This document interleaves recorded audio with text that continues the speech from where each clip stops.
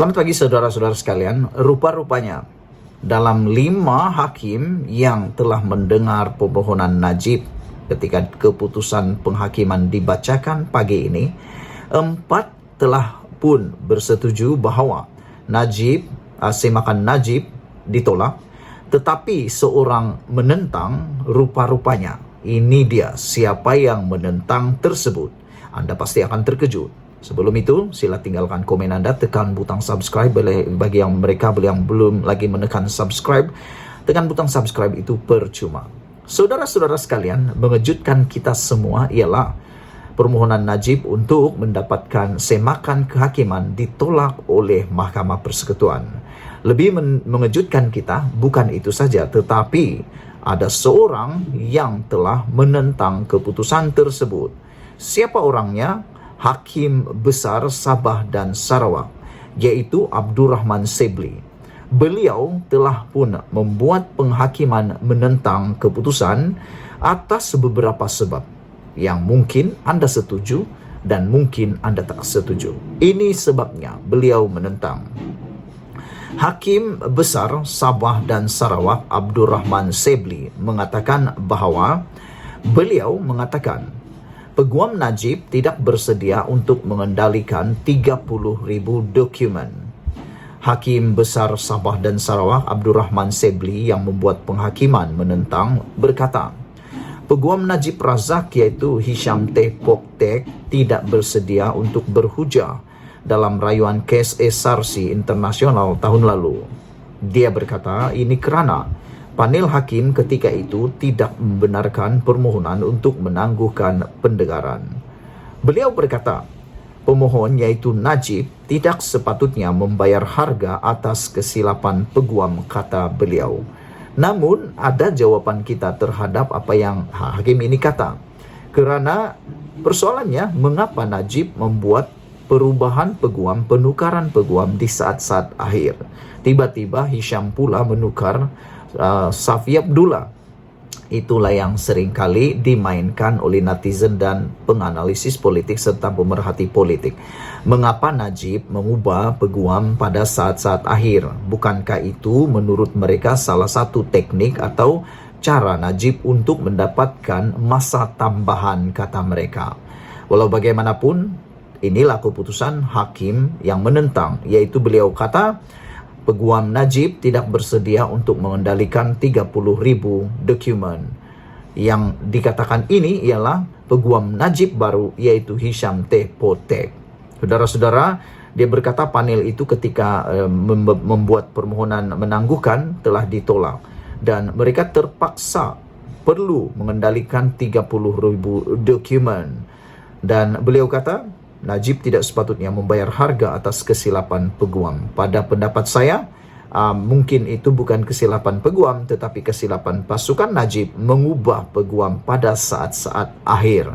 Selain daripada itu, Abdurrahman yang juga merupakan Hakim Besar Sabah dan Sarawak juga mengatakan bahawa beliau membuat penghakiman menentang kerana berkata permohonan Najib Razak agar pendengaran rayuan kes SRC pada tahun lalu dibuat dengan niat jujur. Beliau berkata tahun lalu panel hakim dipengerusikan Ketua Hakim Negara Tengku Maimun Tuan Mat menafikan permohonan yang dibuat pasukan pembelaan ketika itu untuk pendengaran ditangguhkan agar mereka boleh membuat persediaan memadai. Saudara-saudara sekalian, saya fikir apa yang dikatakan oleh Ketua Hakim Sabah dan Hakim Besar Sabah dan Sarawak ini mengatakan itu adalah satu perkara yang tidak patut ditanggung tidak sepatutnya Najib perlu membayar harga atas kesilapan peguam ini. Itulah yang memang membuatkan kita agak kesian jugalah dengan Najib. Saudara-saudara, walau bagaimanapun, apabila keputusan untuk menolak semakan kes Najib SRC ini, yang kita tertarik ialah apabila Hakim Mahkamah Persekutuan Vernon Ong bagi pihak Panel 5 hakim berkata Najib Razak adalah pengarang kepada nasib malang dirinya sendiri. Ikuti terus ulasan selepas ini. Jangan lupa tinggalkan komen Anda, tekan butang subscribe bagi yang belum tekan butang subscribe. Kita jumpa lagi. Bye-bye. Selamat pagi, salam sejahtera. Terima kasih karena bersama dengan saya di Nazilin Unity Channel. Tentunya channel yang sentiasa memaparkan kepada Anda perkembangan-perkembangan terkini dalam politik Malaysia dan isu-isu terkini dalam politik Malaysia. Saudara-saudara sekalian, hari ini yang paling kita tunggu-tunggu ialah pengumuman keputusan pembebasan Najib atau tidak daripada Mahkamah Persekutuan dalam semakan kehakiman Najib Tun Razak.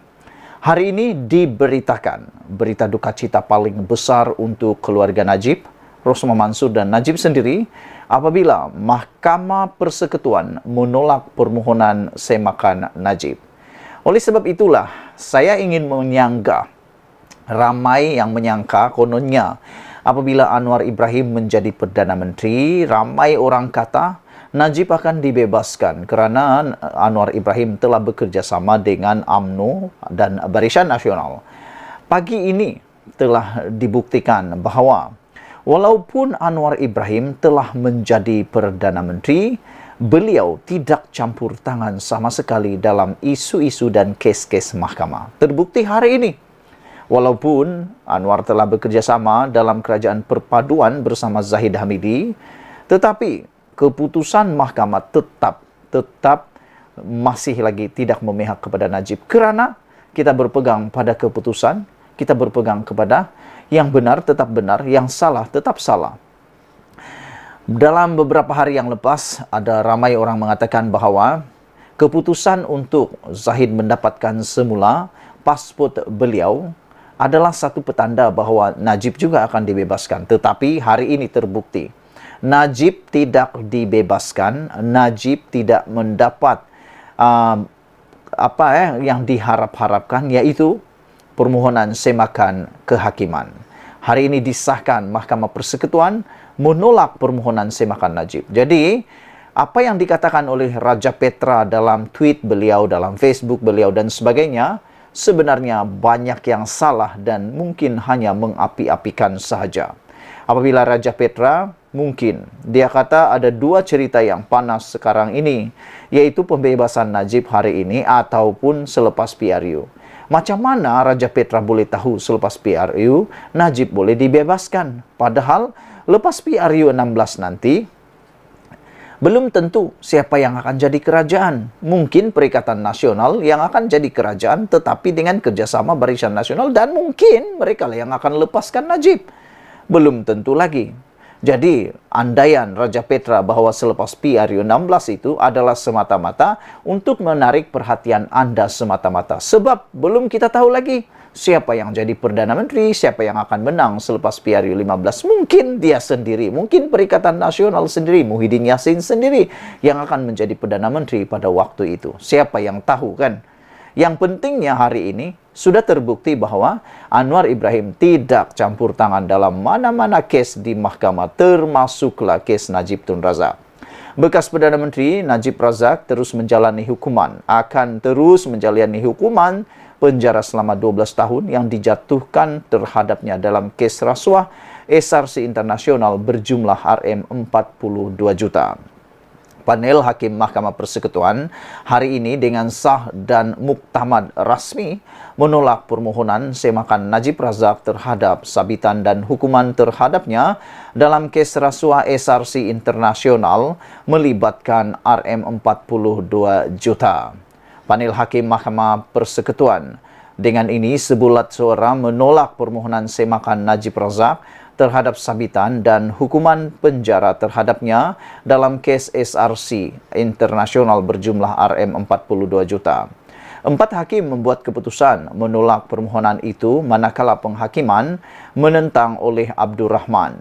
Keputusan majoriti itu dibuat panel hakim Mahkamah Persekutuan Rodza Riyah Bujang, Nordin Hasan serta Hakim Mahkamah Rayuan Abu Bakar Jais.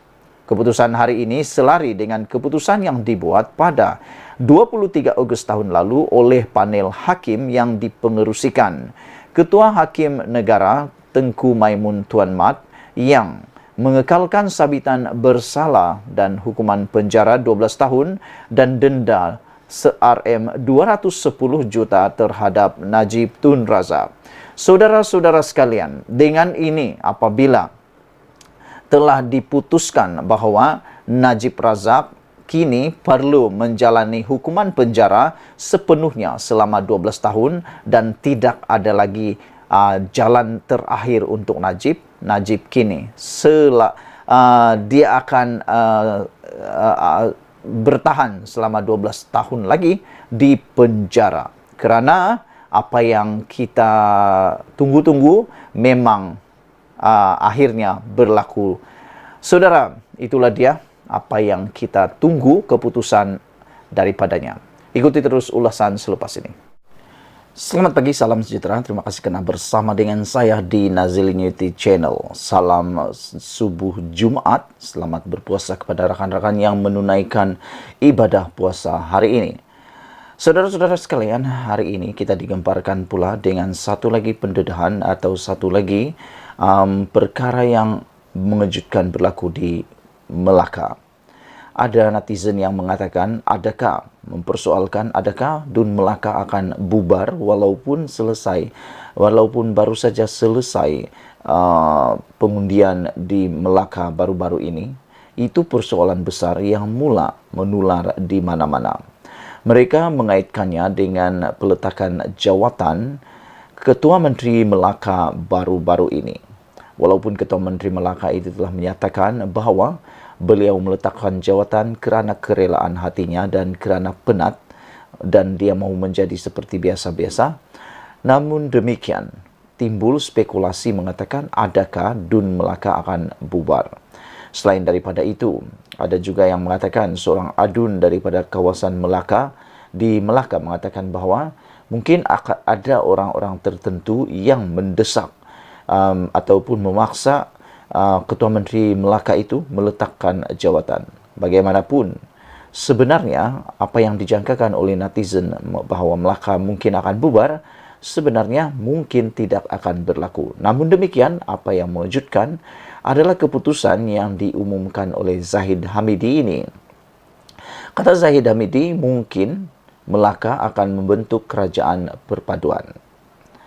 Datuk Seri Dr. Zahid Hamidi memberi bayangan akan ada berlaku perubahan struktur pentadbiran kerajaan negeri menerusi pembentukan kerajaan perpaduan di Melaka. Timbalan Perdana Menteri yang juga Presiden UMNO itu turut mengesahkan kerajaan ketika ini menuju ke usaha pembentukan itu. Menurut Zahid Hamidi, di Melaka belum terbentuk kerajaan perpaduan, tapi kita ke arah itu, katanya ketika berucap dalam Majlis Santunan Kasih Ramadan peringkat negeri di Masjid Jamek Ar-Rahmah, Kampung Pulai Serkam di sini petang tadi.